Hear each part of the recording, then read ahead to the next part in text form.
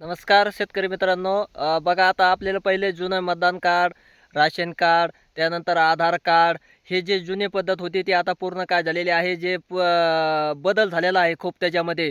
आधार कार्डमध्ये सुद्धा काय झालेलं आहे, बदल झालेला आहे. आता नवीन आधार कार्ड आलेलं आहे. मग तुम्ही काय करू शकता, आधारच्या साईटवर जाऊन ते आधार डाउनलोड करू शकता. त्यानंतर आहे रेशन कार्ड, मेरा रेशन हे ॲप घ्यायचं. ते ॲप घेऊन त्याच्यानंतर मग त्याच्यावर आपलं काय करायचं आहे, आधार नंबर व्हेरिफाय करून डिजिटल स्मार्ट कार्डसारखं काय होय, आपलं राशन कार्ड काय होतंय, डाउनलोड होत आहे. पहिलं जे आपलं पुस्तक होतं ते काय झालेलं आहे, त्या जवळपास बंद झालेलं आहे असंच म्हणावं लागेल. कारण नवीन शासनाने काय केलेलं आहे, स्मार्ट कार्डसारखं राशन कार्ड आलेलं आहे आणलेलं आहे आणि ते सर्वांचं जनरेट झालेलं आहे. तुम्ही काय करू शकता, मेरा रेशन ॲप्सवर काय करू शकता, ते डाउनलोड करायचं आणि तिथं पाहायचं आहे. आपला आधार नंबर वगैरे टाकून OTP घेऊन व्हेरिफाय करायचं आणि डाउनलोड करायचं आहे ते एक. त्यानंतर मतदान कार्ड सुद्धा पाहता आलेलं आहे. तुम्ही जी जुने मतदान कार्ड आहे तर ते बाद झालेले आहेत आणि नवीन डिजिटल स्मार्ट कार्ड आलेले आहेत.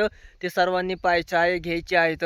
आहे का नाही? आपल्याला मग काय करायचं आहे, त्याची स्मार्ट कार्ड घेण्यासाठी तुम्हाला माहीत आहे सर्वच आधारवरच्या साईटवर आधारही आपल्याला रिप्रिंट केल्यानंतर मिळतं आहे. तसंच इलेक्शन कार्ड जे आहे ना, मतदान कार्ड आपण म्हणतो, त्याची सुद्धा तशीच प्रोसेस आहे. तुम्हाला काय करू शकता, पोस्टामार्फत हे फ्री आहे इलेक्शन कार्ड. मग तुम्ही काय करायचं आहे, पोस्टामार्फत त्याची सुद्धा प्रत काय करायची आहे, नवीन जी आहे ना ती घ्यायची आहे. कारण जुन्या आता जे आहेत मतदान, त्यानंतर राशन वगैरे हे काय होणार आहे, तर कार्ड चालणार नाही. तर आता डिजिटल जे कार्ड नवीन पद्धतीचे आलेले आहेत त्याचा तुम्हाला काय करावं लागणार आहे, सर्वच शेतकऱ्यांना वापर करावा लागणार आहे. मग वेळेत आपली धावपळ न होता काय करायचं आहे, ते डिजिटल जे नवीन निघलेले कार्ड आहेत ते काय करायचं आहे, आपले जनरेट करून घ्यायचे आहेत आणि त्याचा वापर करायचा आहे. कारण जुने जे आहे कार्ड आहेत ते पूर्ण काय झालेले आहेत, बंद पडलेले आहेत.